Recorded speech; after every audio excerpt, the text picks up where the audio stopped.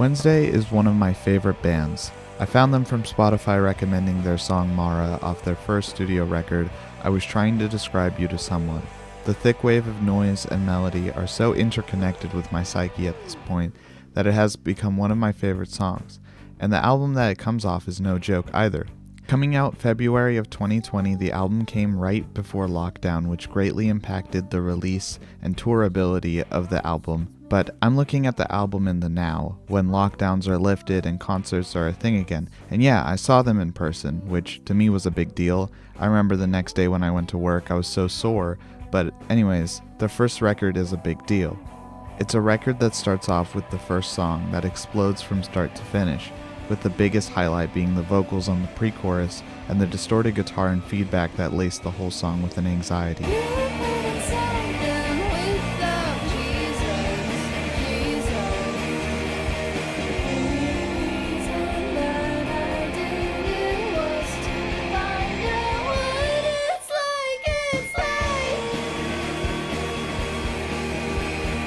The use of feedback extends to the whole album, including the next track, Billboard, which is one of my favorite songs off the record by far. I love the push and pull of this song, and the lyrics are so beautiful. Love Has No Pride is one of the longer songs on here, but it's a refreshing slow jam that has twinkly guitars and time changes. I love the midsection when Carly, the lead singer, is screaming, "I am condemned." The last two songs I want to cover are Mara and Revenge of the Lawn. Mara is Wednesday's top song right now, so I wanted to cover it for that reason. It's an amazing song with these guitars that are like little time bombs ready to explode at any moment. Of course, the vocals are super top notch too, and the lap steel is also more noticeable on the song. And the last song, Revenge of the Lawn, being this acoustic, very lo-fi recording. Now, not to brag, but I have the cassette version of this, as well as our next record, Twin Plagues.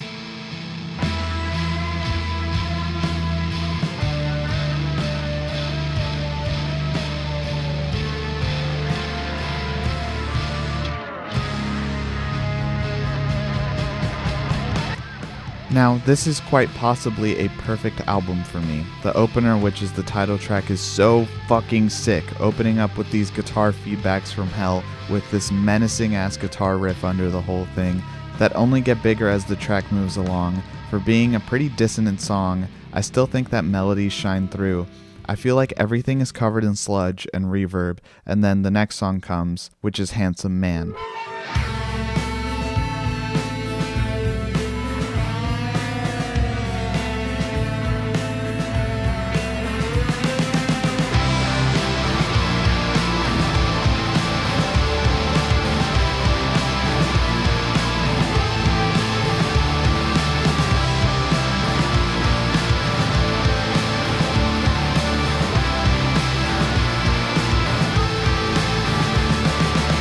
The lead single for the record and the second most popular Wednesday song, and for good reason, the subtly alt-rock and infectious verses make this a supremely good song.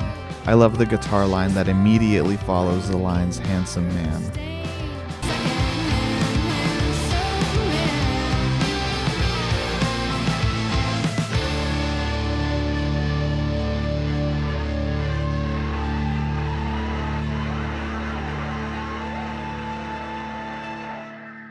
This then goes on to a fan favorite, the Burned Down Dairy Queen, or just Dairy Queen for short, which spends more than half its runtime staying pretty low-key, but then bursts into a wall of noise that has such an amazing payoff.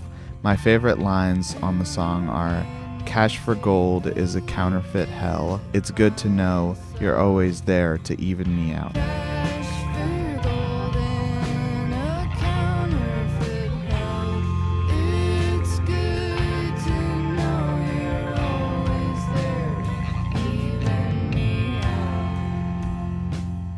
Something I haven't mentioned yet is that the album is mixed incredibly well. Like, the first record was not going to win any mixing awards, let me tell you that.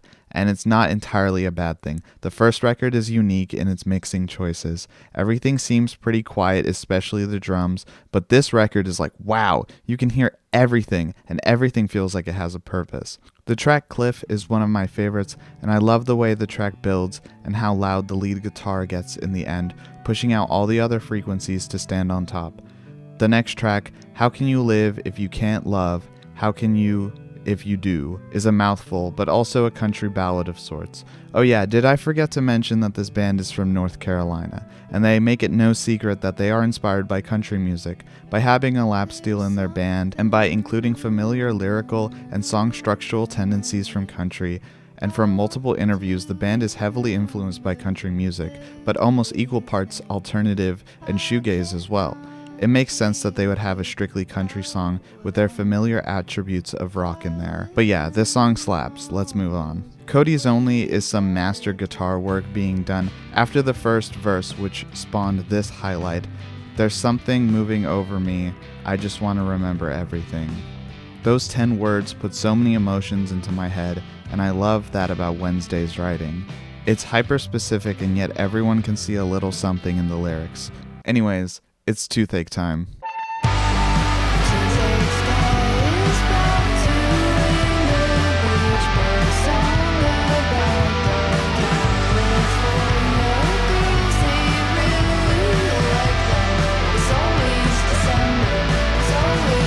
God, the first time I listened to this song, I could not get enough of it. The guitar on this song, ooh, the guitar on this song. This melody is the only thing I need in my life to be happy.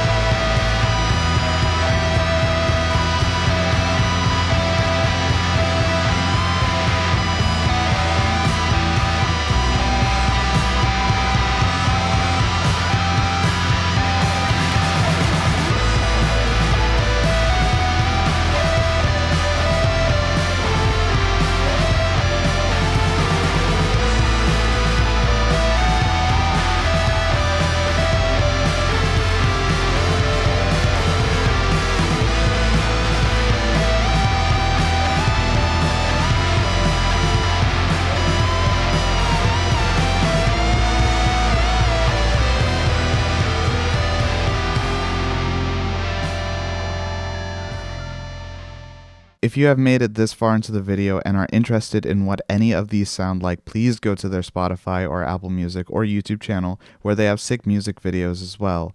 And just listen. The best thing you can do to make this band more money is supporting them. Look at me. I have 2 cassettes and a shirt, and I guess I have another cassette. What's this? Oh, right, Wednesday came out with a covers record. So after Twin Plagues dropped in August of 2021, Wednesday decided to drop a covers record in March of the year 2022, and I will be covering it now. Mowing the Leaves Instead of Piling 'Em Up, 9 tracks, 33 minutes, and the first thing we hear is the sounds of distorted Gary Stewart, a 70s country singer whose song, She's Acting Single, is the one covered in this case. And yeah, for a non-country listener, it can be a little shocking, but I love this song. I really never looked up the lyrics, but boy, I do not care, this song is hard. The next track I wanted to mention is a Drive-By Trucker song on here called Women Without Whiskey, which is, yes, another country rock song, which is actually one of my favorites. The only track that I wasn't a huge fan of was Hotline TNT's cover, Had to Try. It's pretty short, but I wasn't a huge fan. And out of my favorite song off the record, it's the Smashing Pumpkins' Perfect. I like this Wednesday version, honestly, more than the original. There's such a deep melancholy that I associate with this song, like an old friend you never had. This is ultimately down to the song choice, and I like that they picked a lesser known Pumpkin song off of Ava Adore, which many people haven't even heard. And I'm glad they picked it as a closer because it leaves the record at a perfect spot. Now, with 3 cassettes and a t-shirt later, I think I'm a fan. While Wednesday are not infallible, they are shaping up to be one of the best bands of the 2020s. They recently put out a song and video of Bull Believer, an 8-minute long track that is quickly becoming my favorite Wednesday song. So I'm going to leave this off with, if you have enjoyed my analysis of Wednesday, please go listen to them, please go support them. I love this band. I'm going off script because I have no more script to read. So this is my first video in a while that I've made on an artist, and I feel like I am going to start making more of these videos. If you guys like this one, I'll make another one. I think the next one I want to do is for Birds Fear Death, because they have 3 albums out, and I think that's like a it's the same as Wednesday, 3 albums, less of like a discography ranked and more just like a shout out to a musician I really like. Anyway, thank you guys for watching, and do what you do. I'll see you later.